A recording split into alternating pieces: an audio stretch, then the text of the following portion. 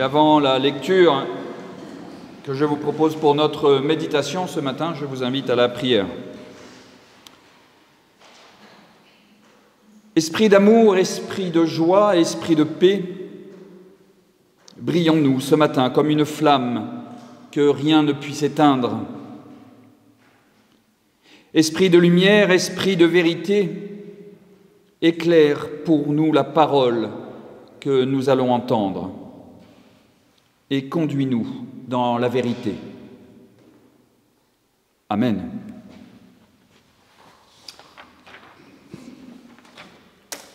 Pour ce matin, je me suis écarté des lectures qui nous sont proposées dans nos calendriers et je vous propose dans l'Évangile de Matthieu, au chapitre 5, les versets 1 à 16.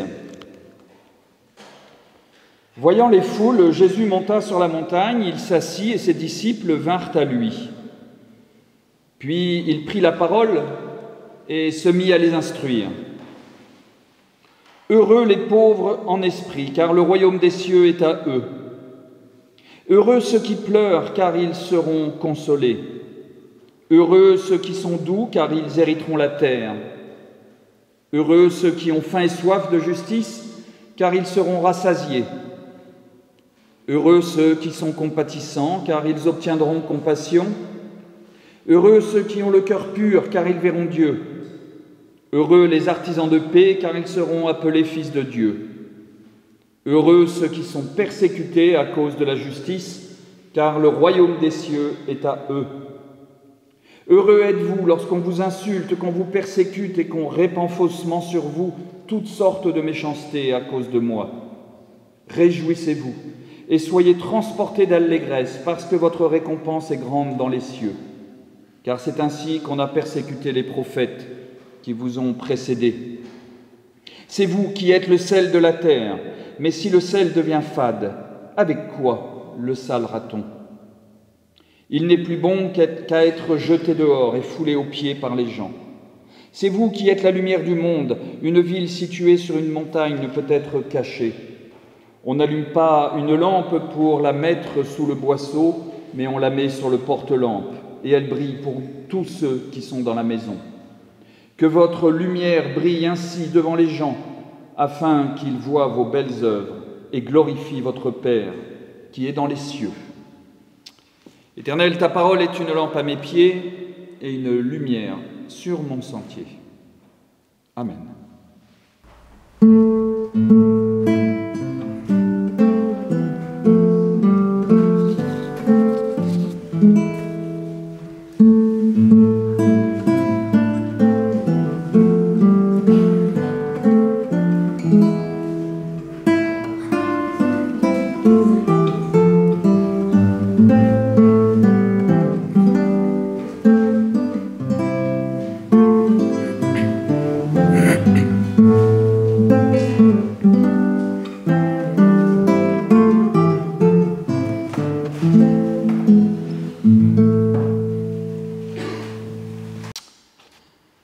Chers amis, ce texte des Béatitudes est évidemment connu de vous tous, j'imagine. On ne le connaît pas nécessairement dans l'ordre, on ne connaît pas toutes les béatitudes par cœur, mais quand on parle des béatitudes, évidemment on se dit « mais oui, bien sûr, que je connais ». On connaît un peu moins les béatitudes dans l'évangile de Luc, qui n'en reprend que 4 parmi celles que je vous ai lues dans Matthieu ce matin. Et Luc les fait suivre directement de formules de malédiction. Malheur aux riches qui se croient rassasiés, malheur à ceux qui rient, malheur à ceux qui aiment recevoir de belles paroles des autres. Et on connaît encore moins les formules des béatitudes retrouvées dans les manuscrits de la Mer Morte, découverts à Qumran, une série de béatitudes qui ressemblent à des règles de vie qui devaient être en vigueur sûrement dans ce groupe d'hommes esséniens qui vivaient à l'écart. On pense même que Jésus se serait inspiré de ces formules, de ces béatitudes. Je vous en cite un court extrait. « Heureux celui qui dit la vérité avec un cœur pur et ne calomnie pas avec sa langue. Heureux ceux qui s'attachent à ses décrets et ne s'attachent pas à des voies de perversité. Heureux ceux qui jurent par elle et ne se répandent pas dans les voies de folie. Heureux ceux qui la cherchent avec des mains pures et ne la recherchent pas avec un cœur fourbe. Heureux l'homme qui a atteint la sagesse, etc., etc. Il y a aussi des béatitudes dans le livre des psaumes. Et le livre des psaumes s'ouvre avec une béatitude. Le psaume 1 commence par « Heureux l'homme qui ne suit pas les projets des méchants ». Et on en retrouve d'autres dans l'épître, notamment dans l'épître de Jacques, « Heureux l'homme qui endure l'épreuve ». Et on en trouve aussi dans les livres apocryphes. Alors la formulation des béatitudes n'est donc pas une formule propre à Jésus, mais c'est sûrement une façon de dicter une manière de vivre, de dire des paroles d'envoi et de donner une bénédiction, si peut-être, et de dire une parole d'encouragement. Et j'avais déjà dit dans une précédente prédication que les béatitudes pouvaient être interprétées comme une sorte de feuille de route, une feuille de mission pour Jésus et ses disciples qui se retrouvent au sommet d'une montagne en petit comité, et cette feuille de route, eh bien, allait guider tout le déroulement du ministère de Jésus et donc des évangiles. Seulement voilà, après avoir dit cela, eh bien, finalement, on n'a pas beaucoup avancé non plus.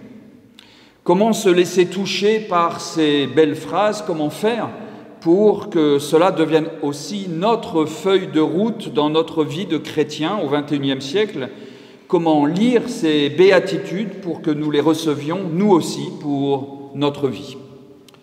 Alors, pour donner des pistes de réponse et y détecter une bonne nouvelle pour nous aujourd'hui, eh bien, je vous propose de traverser différentes pistes de lecture qui nous mèneront à une bonne nouvelle valable pour nous aujourd'hui, tous, quelles que soient nos conditions, au XXIe siècle et 2000 ans après ces paroles de Jésus.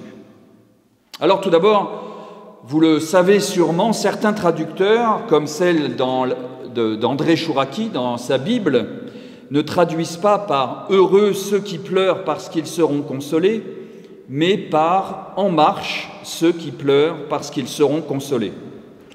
Alors, cette traduction est intéressante, mais elle est très discutée. Néanmoins, elle donne un mouvement aux béatitudes. Et c'est son grand intérêt, je crois. Cette traduction laisse entendre qu'il ne faut pas attendre que le bonheur nous tombe dessus tout seul, mais qu'il faut aussi se mettre en route.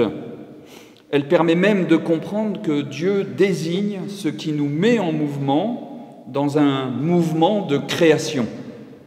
Dans les béatitudes, eh bien, la création, c'est la consolation après les pleurs, c'est ceux qui sont rassasiés de justice, c'est ceux qui verront Dieu. La mise en route qui est lancée à nos oreilles dans ces béatitudes, eh bien, c'est bien évidemment une mise en route spirituelle, une mise en route vers Dieu et avec Dieu. Il y a un inconvénient à cette lecture, qui est néanmoins très intéressante. Mais il y a quand même un inconvénient, c'est qu'elle peut être culpabilisante. Si je n'arrive pas à me consoler ou à être consolé, si je n'arrive pas à établir la paix autour de moi, est-ce parce que je suis un mauvais croyant? Nous avons tous été entourés de personnes malades, angoissées, malades dans leur corps, malades dans leur âme. Nous le sommes peut-être encore aujourd'hui et nous avons tous connu des deuils autour de nous pour lesquels nous avons longtemps pleuré sans arriver nécessairement à nous consoler. Et si un pasteur vient vous voir pour vous dire dans ces moments-là « En route, mets-toi en marche, heureux ceux qui pleurent, car ils seront consolés », eh bien j'espère que vous allez lui demander gentiment de retourner chez lui et de revenir quelques semaines plus tard. Cette lecture ne fonctionne pas dans ces cas au moins. Alors comment trouver une autre lecture à ces versets dans ces cas pour que ce soit aussi une bonne nouvelle? Si je reprends la béatitude qui concerne les pleurs et la consolation, nous pouvons lire tout simplement d'une façon littérale ce verset, ce qui est assez exceptionnel pour moi de lire les versets d'une façon littérale. C'est-à-dire, ce verset pourrait dire qu'il est bon de savoir pleurer quand on en ressent le besoin. Et combien d'entre nous se sont retenus de pleurer pour essayer de faire bonne figure? Combien de personnes s'excusent de pleurer en face de moi quand je fais des accompagnements d'obsèques?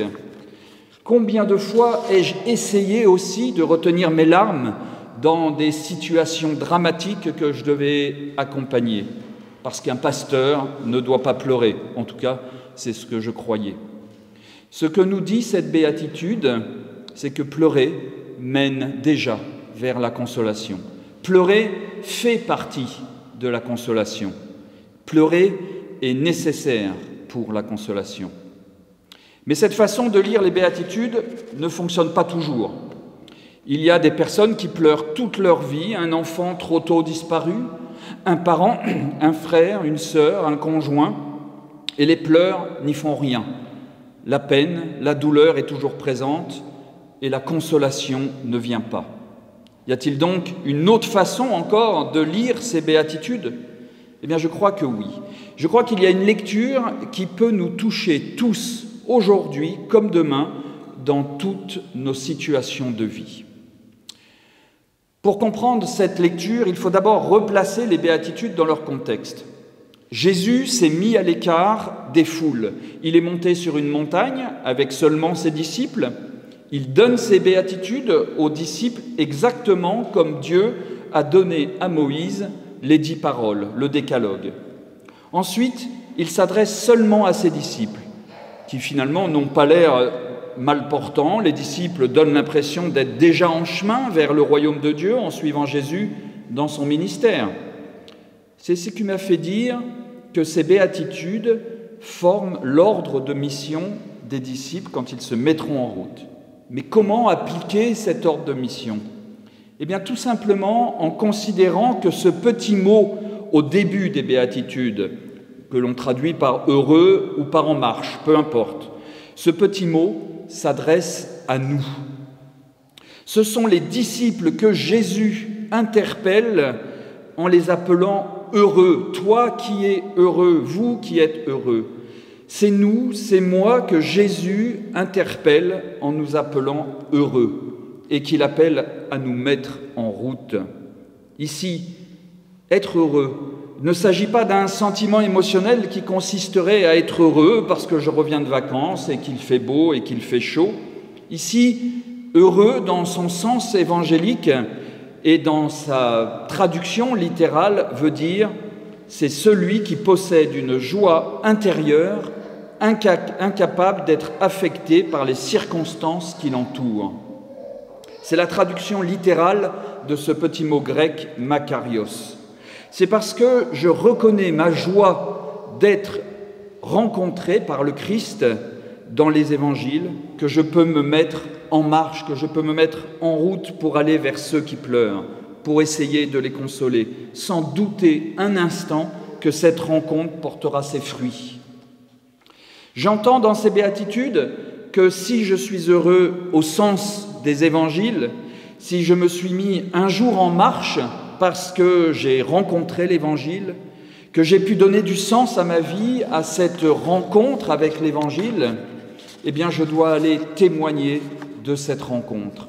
C'est parce qu'un jour j'ai mis un sens sur le mot Dieu. C'est parce qu'un jour j'ai mis un sens sur le mot salut, sur le mot grâce, sur le mot résurrection, sur le mot prière, sur le mot intercession, sur le mot miracle, que je dois me mettre en route pour consoler, encourager ceux qui ont faim et soif de justice, encourager les artisans de paix. Et cette lecture des béatitudes est renforcée par la suite du texte que nous avons l'habitude de séparer dans nos lectures. Les versets qui suivent les béatitudes disent que vous êtes le sel de la terre, vous êtes la lumière du monde. Ce passage se termine même en disant que votre lumière brille devant les gens pour qu'ils glorifient votre Père qui est dans les cieux. Être heureux au sens des béatitudes, se mettre en route au nom des évangiles, eh bien, c'est redonner toute la saveur au monde, comme le sel donne de la saveur à un bon plat. C'est partir illuminer le monde qui peut être rempli de ténèbres. Les béatitudes sont donc bien plus qu'une feuille de route pour un chrétien qui se met en marche.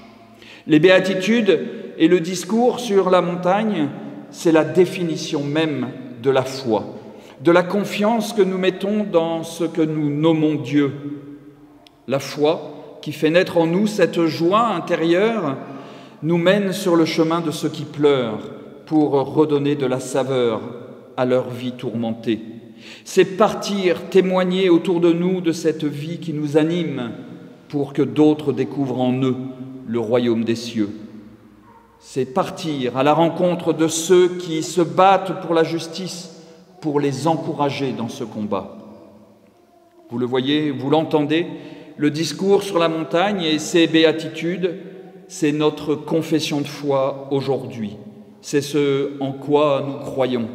C'est croire que Dieu nous met en route pour rendre le monde plus vivable. C'est faire des béatitudes notre horizon de vie. Et c'est faire de Dieu l'horizon du monde. Amen.